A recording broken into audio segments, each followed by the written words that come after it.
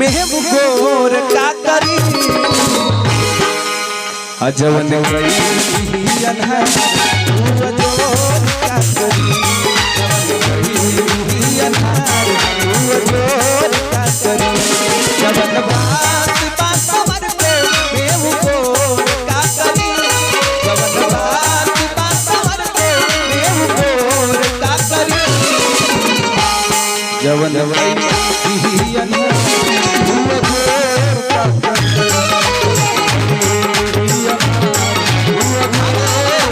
अरे लाली लाली होठ हवा से छुए लाला लैया हो रस लाली लाली होठ हवा से छुए लाला लैया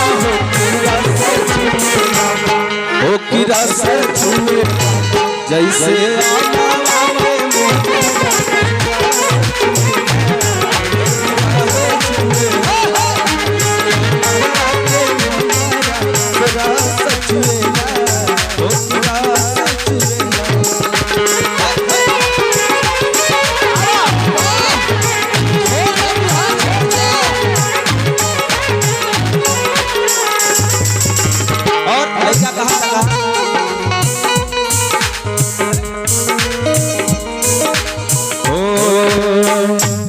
सावर सावर सुराती आंख जोड़ नहीं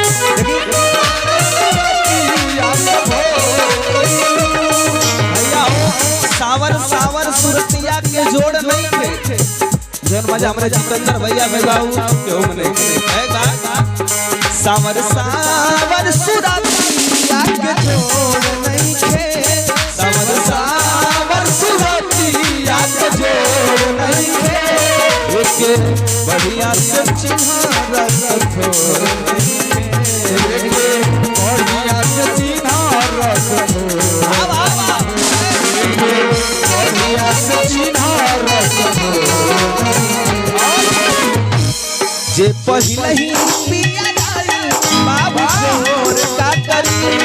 जे पहले ही पिया जाए बाबू जोर का करी देखिए जितेंद्र भैया जलियापुर से आए बने भाई जागरण के प्रोग्राम हमारे बहुत देखे यार लोकगीत तो सुनने में बहुत बहुत धन्यवाद आपकी कृपा बनल रहे और कहे बा कि जवन भाई ही तू जो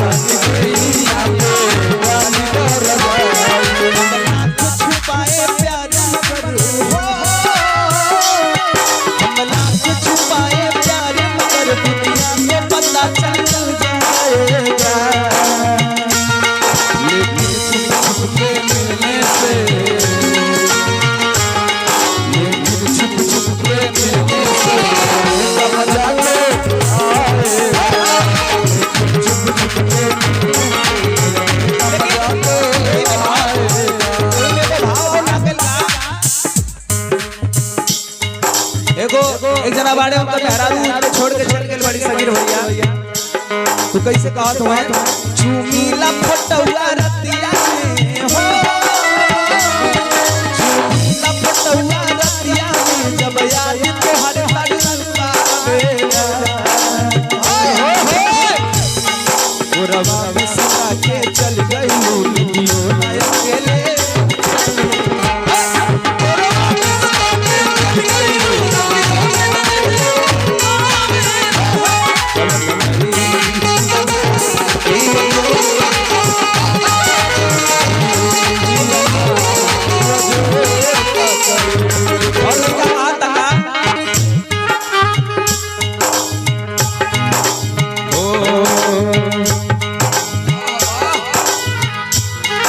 लइका कहा तका कौना भाव में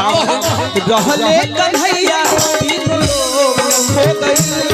रहले सामारे कन्हैया तीन लोग हो गई और सावर सावर दुल्हा सिया के दिल के रोग हो गई।